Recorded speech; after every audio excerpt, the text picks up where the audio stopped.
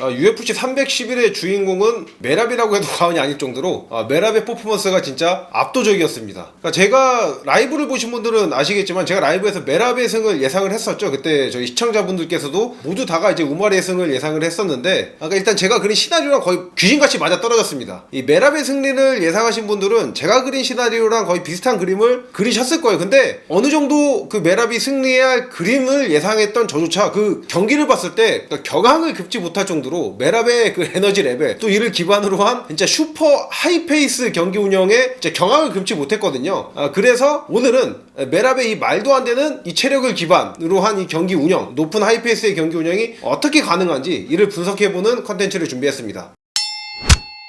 일단은 저는 첫 번째로 이 메랍의 무욕을 꼽고 싶습니다. 그러니까 이게 무욕이라고 하면 얼마 전 저희 컨텐츠에서 다뤘던 이 모부사르 에볼루에프의 이 절제된 3 이거를 칭하는 게 아니에요. 저는 이제 메랍의 경기 운영 방식을 얘기하는 겁니다. 메랍은 그래플러 계열의 선수죠. 근데 결국에 그래플러 계열의 선수들의 경기에서의 궁극적인 목표는 상대방을 넘긴 다음에 안정적으로 오랜 시간 동안 눌러놓는 게 주 목적입니다. 그렇게 해야지 본인이 안정적으로 점수를 벌고, 또 테이크다운이 체력 소모가 큰 기술이잖아요. 테이크다운을 하면서 소모된 체력을 안정적으로 눌러놓으면서 체력을 또 회복하고 이후에 스탠딩이 되더라도 넘길 수 있는 이 체력을 다시 회복을 하는 이런 식의 순환이 이루어지기 때문에 결국에 궁극적인 목표가 넘긴 다음에 안정적으로 눌러놓는 거예요. 근데 메랍은 이게 주 목적이 아닙니다. 메랍 같은 경우에는 넘겨도 안 되면은 다시 여기서 클린치 파거나 클린치 안 돼도 다시 타격에서 빈틈 나오면은 또 테이크다운 연계하고 이런 식으로 정신사나운 운영을 보여주는데, 이게 가능한 게 뭐 체력도 체력이지만은 어느 한 특정 영역에 크게 욕심을 내고 매달리지가 않는 겁니다. 그러니까 그래플러 계열의 선수들이 본인의 그래플링을 통해서 경기 뭐 중반까지 잘 운영을 하다가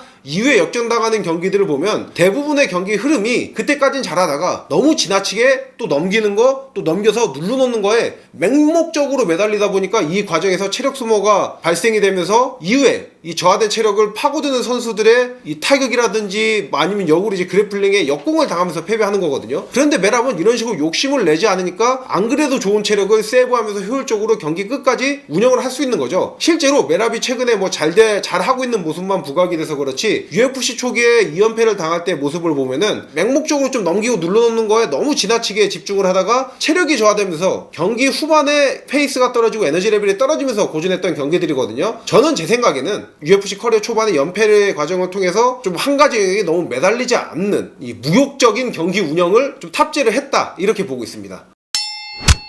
그리고 결국에 이 메랍의 연계 능력을 빼놓지 않을 수가 없습니다. 이 결국에 메랍이 이 카디오가 압도적이다 보니까 이 말도 안 되는 체력에 아무래도 포커싱이 되어 있는데, 그런 것들이 이 연계 능력이 뛰어나야지만 가능한 겁니다. 뭐 테이크다운 시도했다가 이거 안 되면 클린치해서 클린치 파이팅하고, 또 테이크다운 시도도 안 돼도 뭐 타격하고, 또 타격하다 빈틈 발생되면 테이크다운하고, 이런 게 무한으로 반복이 되는데, 체력도 체력인데 기본적인 연계 능력이 좋아야지 이거를 매끄럽게 계속 쓰면서 경기 끝까지 가져갈 수가 있는 거죠. 그러니까 메랍의 대표적인 이 시그니처 테이크다운 기술이, 테이크다운하는 페이크 주면서 오른손 오버핸드 던지고, 또 이 왼손은 어디가 있냐? 왼손은 상대 이 다리 노리고 있어요. 그러니까 이게 단 한 번의 기술로 상대를 2번 속이는 겁니다. 그러니까 상대방은 이 테이크다운 페이크가 오니까 테이크다운 오나 싶다가 주먹으로 강하게 펀치가 날아오죠. 그런데 또 메랍의 왼손은 상대의 다리를 노리고 있는 거예요. 그리고 이 펀치 자체가 본인이 궁극적인 이 테이크다운을 노리기 위해서 가볍게 던지는 게 아니라 진짜 온 힘을 던져서, 이미 상체가 숙여져 있는 무게중심이 이루어져 있는 상황이기 때문에 여기서 오른손을 던지니까 힘이 더 강하게 실리죠. 이런 식으로 진심 펀치가 날아오니까 상대방은 이 펀치를 허용하든 허용하지 않든 신경이 아무래도 이 앞면 쪽으로 쏠릴 수밖에 없습니다. 그러다 보니까 결국에는 이 테이크다운이 들어오는 이 다리 쪽에는 방어가 허술할 수밖에 없죠. 이거를 바로 이 왼손으로 이 노려주는 겁니다. 왼손을 내려가면서 이 노려주는 건데, 이렇게 되다 보니까 넘기지 못하더라도 바로 이제 상대방 다리를 공략할 수가 있게 되는 거죠. 그리고 이 기술 같은 경우엔 재밌는 게 뭐냐면은, 메랍의 절친이자 스파링 파트너로 잘 알려져 있는 알저메인 스털링도 이 기술을 진짜 잘 씁니다. 아무래도 이 기술 같은 경우는 알저메인 스털링과 이 기술적인 교류를 통해서 더욱더 개발을 했고 계속해서 강화시키고 있는 것으로 보이거든요. 그리고 경기 전체적인 운영으로 이 시야를 넓혀서 보자면은, 그러니까 메랍은 이 테이크다운을 시도하고 나서 상대방이 중심이 무너졌을 때 보통의 일반적인 그래플러라면은 중심이 무너지면은 넘기지 못하더라도 이걸로 케이지 끝까지 밀고 들어가서 여기서 클린치 파이팅 위주, 케이지 컨트롤 위주로 경기를 풀어가거든요. 근데 메랍 같은 경우에는 본인이 뭐 테이크다운 시도라든지 클린치를 통해서 상대방 중심이 무너지면은 이 무너진 중심을 타격을 하는데도 역용을 합니다. 그러니까 이게 타격도 똑같아요. 타격도 그래플링 영역과 똑같이 중심이 무너진 상황이면은 방어하기가 힘들거든요. 이런 식으로 이 그래플링을 통해서 틈을 만들어서 타격을 연계하고 타격을 통해서 또 그래플링을 연계하는 이 기가 막힌 연계 능력이 가능하기 때문에 효율적으로 체력을 배분하면서 계속해서 쓸 수가 있는 거죠.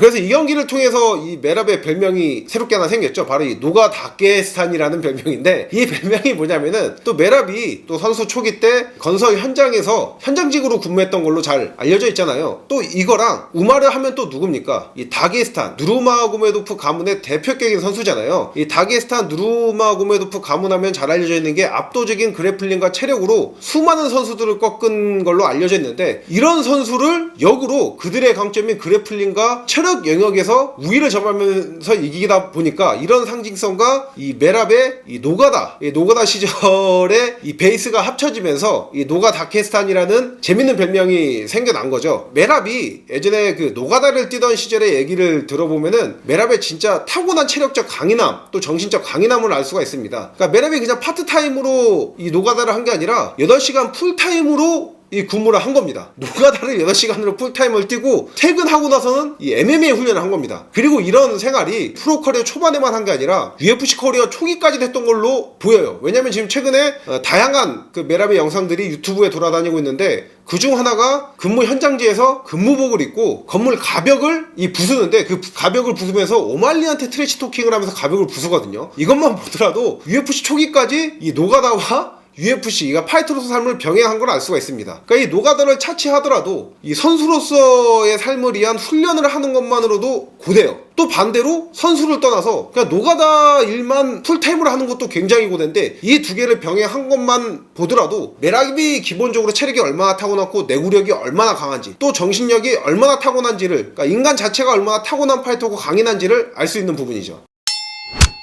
근데 이 또 많은 팬분들이 아쉬워하는 게, 메랍이 지금까지 보여준 퍼포먼스 또 이긴 선수들의 면면을 보면은 고트 반열에 올라서야 된다. 근데 아쉬운 게 뭐냐, 결국엔 챔피언으로서 좀 방어전이 많아야지 고트 반열에 올라서고 세월이 흐르더라도 계속 고트로 칭송받을 수가 있는데, 이긴 선수들의 면면에 비해서는 아직 1차 방어까지밖에 안 했단 말이죠. 그러니까 그랬던 이유가, 본인의 절친인 알저메인 스털링이 벤턴급 챔피언으로 있던 시기가 이제 메랍의 전성기 시기가 맞물리다 보니까 메랍이 스털링과 싸우기 싫어서 계속 본인이 이제 뺑뺑이를 자처해서 그런 건데, 그런데 지금 메랍의 나이가 꽤나 많습니다. 91년생으로 만으로 이제 33살이다 보니까 팬분들께서 얘 지금 나이가 좀 있는데 이긴 선수들 몇몇은 화려하다고 하더라도 앞으로 계속해서 여러 차례 방어를 할 수 있을지에 대한 궁금증이 좀 많죠. 가장 중요한 거는 컨테너들을 다 정리했어요. 그렇기 때문에 뭐 향후 2-3년 동안 뭐 새로운 얼굴이 그때 갑자기 막 튀어나오긴 쉽진 않거든요. 그래도 1차전에서 빡빡한 경기를 했던 이 우마르와 만약 2차전이 성사가 됐을 때 어떻게 되냐, 이게 전 중요하다고 봅니다. 그리고 저는 결국에 우마르가 다시 본인이 치고 올라서 챔피언전을 치를 만한 선수라고 보고 있거든요. 저는 이 중요한 게 우마르의 경기 시기가 언제가 될 건지, 그리고 또 우마르가 2차전에선 전략을 달리해서 나오느냐 아니면 1차전과 똑같이 해서 나오느냐, 이게 좀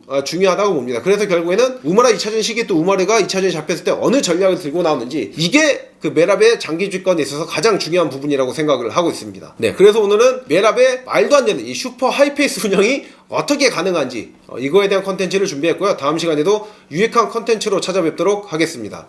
Let's dance!